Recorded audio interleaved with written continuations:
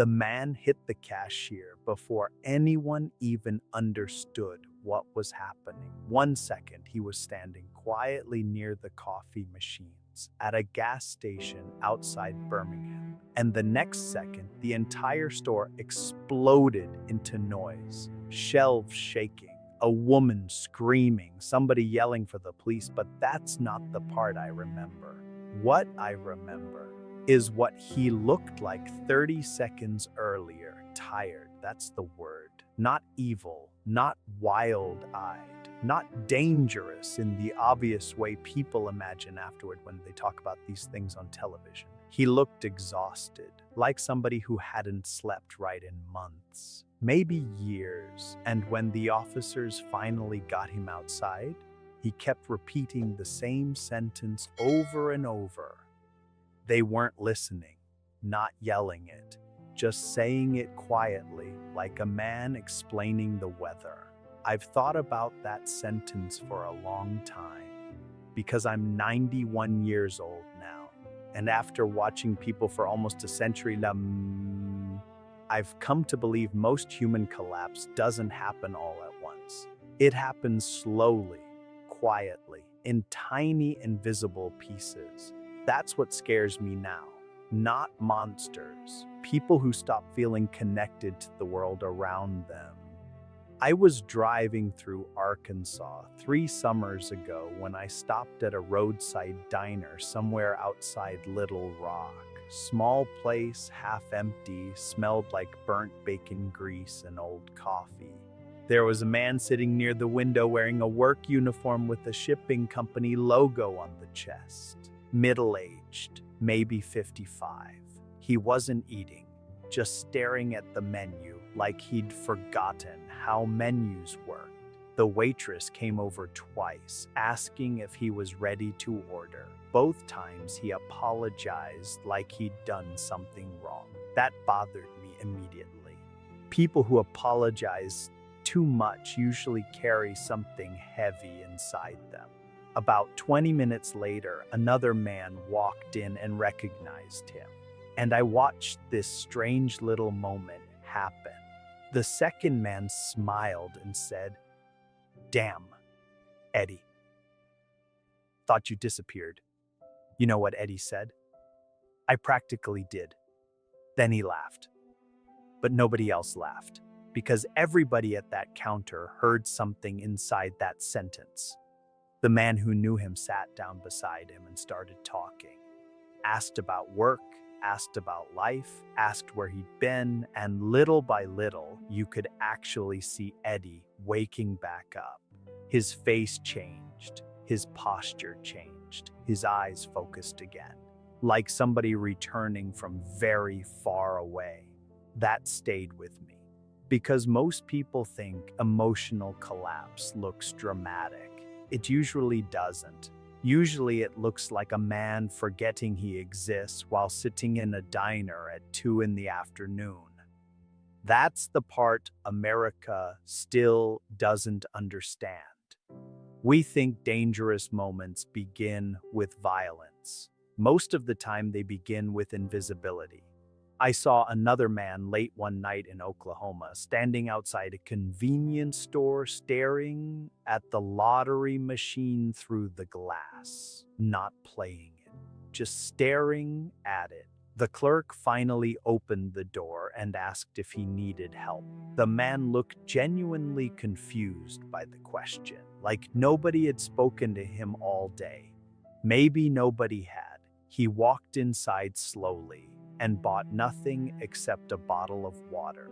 But while he was paying, his hands were shaking so badly, he dropped $2 in quarters across the floor. And something happened in that moment that bothered me more than the shaking itself. Nobody moved. Not one person bent down to help him. 3 people watched. One man looked annoyed because the line stopped moving. That's the kind of thing I notice now. Small moments, tiny fractures in human behavior. Because once you live long enough, you realize societies do not collapse all at once either. They collapse in little emotional withdrawals. One person stops asking questions. Another stops noticing. Another decides somebody else's pain is none of their business. And eventually you create entire cities filled with people who are physically surrounded by millions of others, yet psychologically invisible. That kind of invisibility changes people. I don't think younger generations fully understand what happened to middle-aged American men over the last 40 years. A lot of them lost their purpose without ever saying it out loud. Not because they were weak, because they were trained never to speak when something inside them started breaking. So they kept going to work, kept standing in line, kept buying groceries, kept nodding politely. Meanwhile, something deeper kept shutting down year after year underneath the surface. And because they still looked functional, nobody intervened. That word bothers me too. Functional. I've seen men functioning 3 weeks before completely psychologically collapsing. I once met a night security guard outside Tulsa who told me he sometimes went 4 straight days without a meaningful conversation. 4 days. Think about that.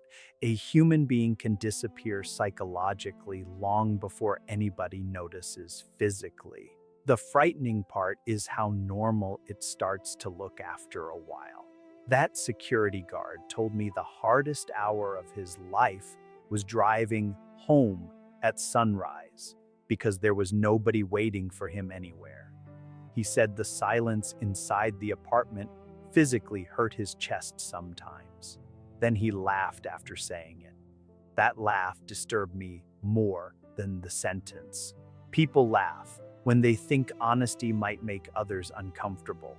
That tells you a lot about modern America. We built a country where people apologize for admitting pain. And when pain stays buried long enough, it mutates. Not always into violence, sometimes into numbness, sometimes paranoia, sometimes rage, sometimes complete emotional detachment, and sometimes into the kind of public breakdowns people watch online later while saying, "That guy was crazy." Maybe he was, but I've lived too long to believe people simply wake up one morning transformed into strangers. Something usually happens first, or worse, nothing happens at all. No conversation, no interruption, no human connection strong enough to pull them back before they drift too far away. And the truly dangerous part, by the time most people notice, the person has already been disappearing for years. I remember sitting in a hospital waiting room outside Nashville sometime in the late 90s. Middle of the night, television mounted in the corner. Nobody really watching it, just noise filling space. There was a man sitting across from me wearing work boots covered in drywall dust. He looked completely drained, not emotional, not crying, just emptied out. Every few minutes, he'd pull out a folded piece of paper from his pocket, stare at it for a few seconds, then fold it again carefully like it was something fragile. After about an hour, he finally noticed me looking over and gave this embarrassed little smile, said, "Sorry, I keep checking the address." I asked him if somebody inside was hurt, and he stared at the floor for a few seconds before answering. Then he said something I don't think I'll ever forget. "She left this morning, 23 years, just left. Not angry, not dramatic, just confused. Like his brain couldn't organize the reality of it yet." And here's the part that stayed with me. He kept saying, "I didn't see it coming," over and over.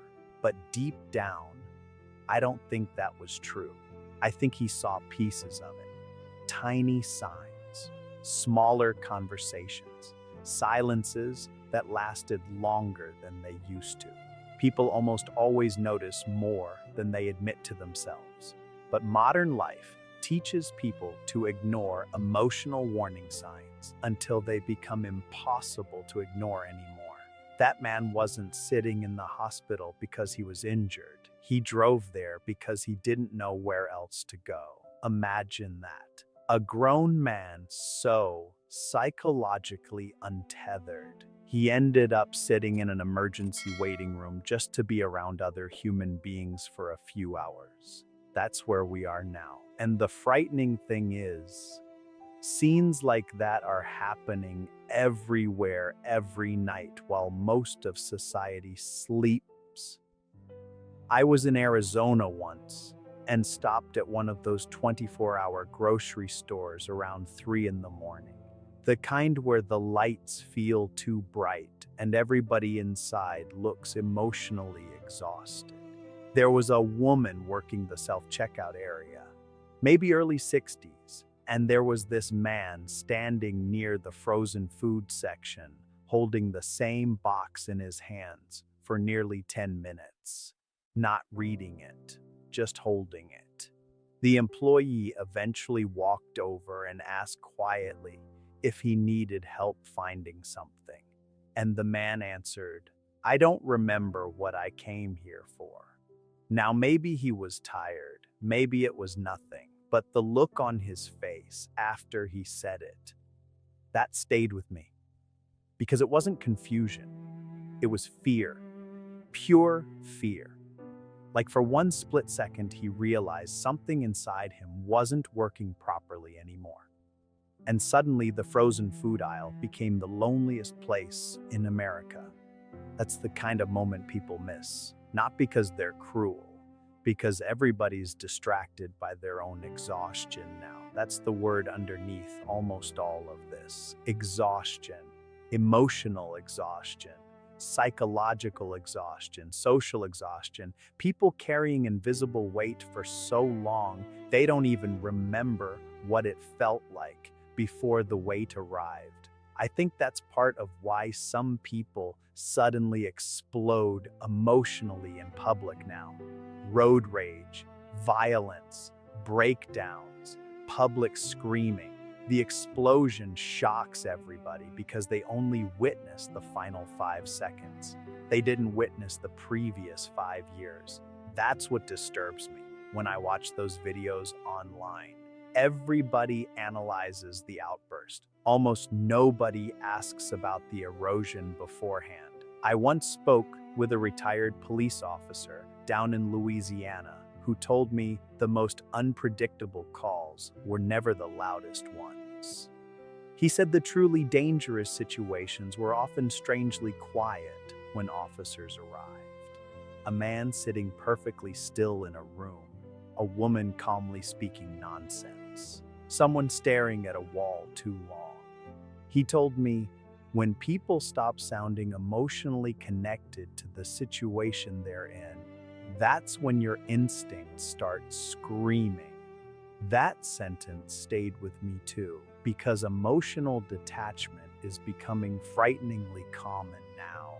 You see it in airports, in supermarkets, in traffic, people moving through each other like ghosts. No eye contact, no patience, no sense that anybody around them is fully real anymore. And when human beings stop feeling emotionally real to one another, empathy starts collapsing quietly underneath society. That collapse has consequences. I met a truck driver outside Amarillo years ago who told me he sometimes drove 14 hours without hearing another human voice besides the GPS. Think about what that does to a person over time. Hour after hour alone with your thoughts. No interruption, no grounding, no emotional friction from ordinary human interaction, just endless mental space. People underestimate what too much isolation does to the mind, especially men who already believe they're supposed to carry everything silently. That silence becomes dangerous eventually. not always physically dangerous, sometimes psychologically dangerous. A person can become completely detached from themselves long before anybody around them notices something is wrong. And once somebody reaches that point, reality itself starts feeling different to them. That's why some people suddenly seem unreachable. Not because they were born monsters, because they drifted too far inward for too long without anybody pulling them back toward the world again. And the truth most people don't want to hear is this: some of the people we fear the most today once looked completely ordinary, not evil, not dramatic, not obvious, just emotionally abandoned, little by little over many years. That doesn't excuse harm, it doesn't excuse violence. But pretending emotional collapse has no pattern behind it is how societies keep repeating the same tragedies over and over. I think about that constantly now, about all the people silently walking around carrying psychological pressure nobody can see. The cashier who suddenly stops talking, the neighbor who never opens the blinds anymore, the man sitting in his car for 30 minutes before going inside his apartment, the employee staring blankly at the microwave in the break room while everybody else scrolls their phones. Tiny moments, tiny warning signs, tiny human disappearances happening everywhere around us every day. And most people never notice them until something finally breaks loud enough to force attention. That's the part that chills me now. Not the violence, not the headlines, the silence before them. A few years ago, I stopped at a rest area somewhere along Interstate 40 just after midnight. Cold air, empty vending machines humming against the wall. One of those places where everybody looks temporary. There was a man sitting alone near the payphones, even though nobody uses payphones anymore. Late 40s, maybe. Construction jacket, dirt on his boots, hands trembling slightly. At first, I thought he was waiting for somebody. Then I realized he'd been staring at the same dead phone for nearly 20 minutes, not touching it, just staring. Eventually, I walked past him to throw away my coffee cup, and he suddenly asked me a question out of nowhere. You ever feel like you disappeared before you actually died? Just like that. No introduction, no build-up.